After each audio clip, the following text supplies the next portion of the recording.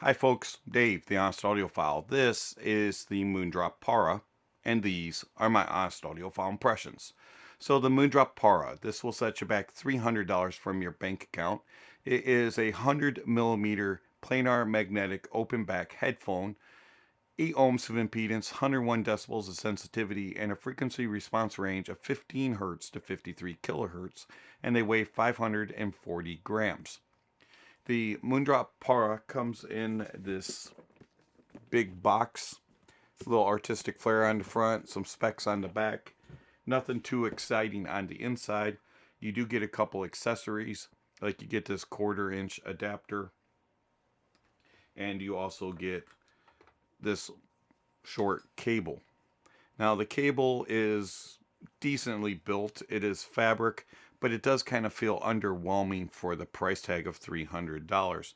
Overall, not a bad cable. Terminates into dual 3.5s into the headphone, and then a 90-degree 3.5. Nothing too exciting. I do wish that they had included a balanced cable. The headphones themselves are nicely built. You got this metal build with this pinhole design for the cups. You got nice wiggle, a little bit of jiggle. You got a fabric suspension strap, and they expand to pretty much fit any head. And I use them on the lowest setting. That's how huge these headphones are. Popping them on your head, and at even 540 grams, they kind of disappear. They do a good job of dispersing the weight, and I don't really have a problem wearing them for several hours on end. Now, do keep in mind, I do own several Audiophile headphones and other heavy headphones, so weight for headphones isn't an issue. If you're not used to a heavier headphone, this could be a problem. Overall clamp force is nice. Of course, isolation of outside noises doesn't really exist, as this is a open back headphone.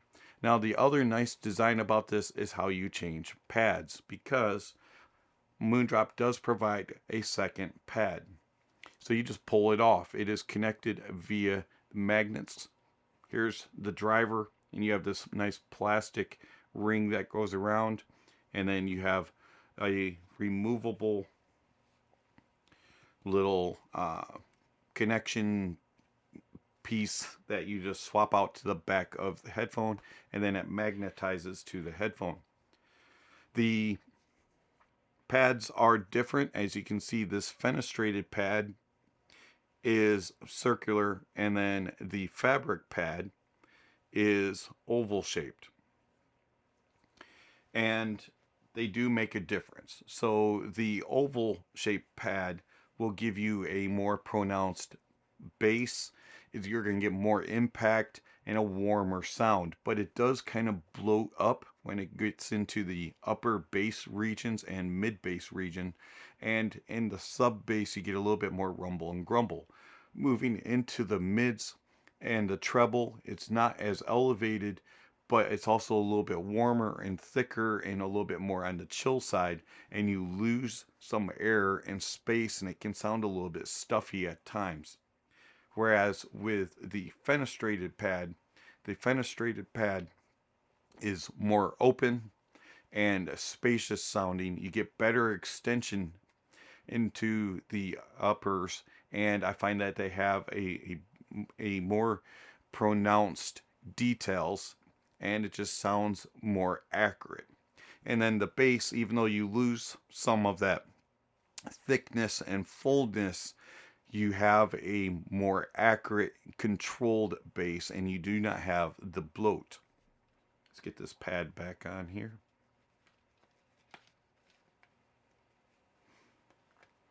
And so these pads just kind of magnetize on. Now it's a very, very strong magnet, so they're not going to move anywhere once you have them in place. The Moondrop Para is not the easiest headphone to drive. I found that the Moondrop Para will get to volume on dongles and DAPs, and especially if you run it balanced. But it doesn't really drive it to perform to its capabilities. It's more about the volume than it is about the quality when you're driving it on lower powered sources. Moving over to a desktop, I found that the desktops helped it to perform up to its potential and brought out more of its capabilities. I found that the Para scaled with more power and it sounds more analytical and more accurate with a better source. It is slightly picky when it comes to the tonality. It will be a little bit more pleasurable on a slightly warmer source than on a more cold leaning source. The sources that I preferred it on were the AEUN S9C Pro and S17 Pro, and the Mytek Liberty DAC 2 and the Liberty HPA. I also found that other sources that I had, like the IFI Neo 2 and the Fiio K9 AKM, did a very good job with the Moondrop Para. The Fiio K11 and the JDS Labs Atom Plus stack also performed well, along with the AEUN X1S GT. But the others that were mentioned prior did a better job and brought out more of the abilities of the Para. So how does the Moondrop Para sound? So the Moondrop Para has a neutral analytical leaning sound signature.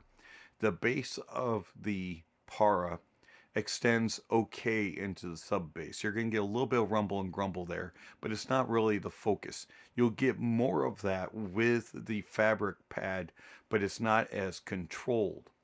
So these sound impressions will be with the fenestrated pad. Now the bass extends nicely into the sub bass as mentioned, but the mid bass and upper bass are more the focus. They're very well controlled, they're very well detailed and resolving. And I find that the bass does a good job of giving you the quality, but not necessarily the quantity. It's a little bit light in note weight, and it doesn't have a whole lot of punch and slam. There's enough there to keep things engaging, but it's not really going to drive it home. If you want the driving home feature, put the fabric pad on, but it does lose a little bit of control and it's going to become a little bit one notish and a little bit bloated with the fabric pad. Moving into the mids have a nice openness and nice airiness, and there's good clarity. And I find that they are slightly pushed forward a little bit too much, and at times they can have just moments of shoutiness and sibilance. But overall, the tonality of the mids is very well done. Just like the bass, it has a slight thinness to the note weight, and it has a nice amount of crispness and edginess, and there's a little bit of bite to it, and it's a very analytical mid, and you can really read into the mids and you can dissect it very well. It has nice tonality and overall very good details and resolution, but at times it can be just a little bit aggressive.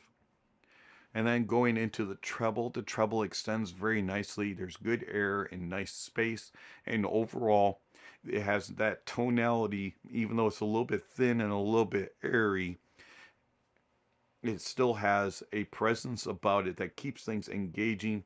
There's a nice sparkle, nice energy, that little bit of crispness and a little bit of bite to it. And overall, once in a while, you can get a little bit of hotness in the treble. But for the most part, the bass, the mids, and the treble work very well together. Even though they do have that thinner note weight, it has this nice tonality that sounds accurate and true, and you can dissect the different instruments and the vocalist. Mids and treble are just pushed just slightly forward. And then the soundstage. The soundstage of the Para is nice. It does a good job of portraying venues, small, medium, large, and grand. It does a good job of showing off the differences in venues, and it will put you in the moment. Things are very well tracked and placed. It's not super precise, pinpoint accurate, but it is very much a very small, tight neighborhood. It's right here. It's right here. And it does a good job of following them as they go across the stage. And then the depth of the para is nice. You have good abilities to be able to read into the stage, and then it layers very well, and things play very well. It's very cohesive, and they don't overpower each other and try to fight for placement. They are all separated out, individualized, and you can pick it apart and go, it's right there, it's right there, it's right there, it's in front, it's in back, side by side, and it's moving around. Tonality of the para is good. It is slightly thin in note weight. I wish that it had just a little bit more body and a little bit more density to the notes, and that way it would have a little bit more dynamic impression and a little bit more impact and slam. But overall, the tone and timbre is accurate and true. And then detail retrieval is very good. I was rather impressed for a $300 headphone how many details I was getting, and it does a good job with resolution as well. At times it can be a little bit harsh and a little bit glary up top in the upper mids and in the treble regions where it's a little bit more elevated, but for the most part it's a very good resolving headphone and very detailed for its price point. How does the Moondrop Para compare to a couple other headphones and its price point? Well, first you have the Hifiman Sundara. Now the Sundara has a little bit more aggressive of a presentation in the mids and in the treble, and it does have a little bit more bass impact. The Sundara has a smaller soundstage and is not as wide and does not do as good as explaining and showing off the differences of venues. The Sundara is similar in detail retrieval and in resolution, and the Para has slightly better tone and timbre, as the Sundara has moments of metallicism. And then you have the Fiio FT5. Now the FT5 has a more rich and thick full-bodied sound signature and is more dynamic in its presentation. The FT5 sounds more natural and realistic in its reproduction of instruments, and in vocalists and things just sound alive and like you are right there in the moment. The FT5 has a slightly more mellow treble. It is not as sparkly and energetic as the Para, and the mids are not quite as forward as they are on the Para. Note weight is thicker and more full sounding and is more natural and accurate sounding. Bass has more impact and slam and extends better into the sub bass. So the Para and the FT5 are similar when it comes to detail retrieval and resolution. The FT5 may be slightly better resolving, and the Para is slightly better detailed. When it comes to the staging, the FT5 does a slightly better job with depth and layering, and has a little bit more engaging of a stage and a little bit more pinpoint in its placement. So overall, I really like the Moondrop Para. This is a very, very good headphone, especially at the $300 price point. And I think Moondrop has done an excellent job with the design of it and with the build, comfort, and then the sound signature.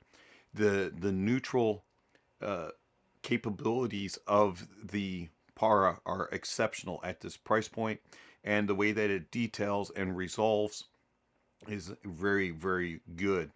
And then the tonality is good. I just wish it had slightly better note weight. So overall, if you're looking for a neutral analytical headphone in about the $300 price point, the Moondrop Para definitely should be a consideration. And if you already have something like the Fiio FT5 or the Hifiman Sundara, and you're looking for something to complement it with a more airy, analytical, neutral tonality and presentation, then I would look at the Moondrop Para. This has been Dave, the Honest Audiophile. Thank you for watching, and I'll catch you on the next video. Speaking of next video, somewhere on the screen, subscription links and notification bells. If you haven't already, please check those off. Don't forget to give a thumbs up or a thumbs down to the video, and check out all the links down below. There's all kinds of information down there regarding how you contact channel, follow channel, support channel, all that kind of stuff is listed down below. Speaking of supporting the channel, I want to thank my supporters through Patreon and YouTube memberships. Thank you very much for all that you give to the channel. It's much appreciated. If you're interested in supporting the channel, there's various ways that you can do that through one-time gifts with PayPal and Venmo, or you can do monthly subscriptions with Patreon and YouTube memberships, where you can also get extra benefits like early access to videos and also access to my private Discord servers and various other benefits. So check out all the links down below if you're interested in supporting the channel. It would be much appreciated.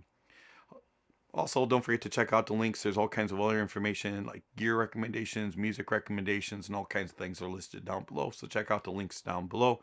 And lastly, don't forget to enjoy the music, and that honesty is the best policy.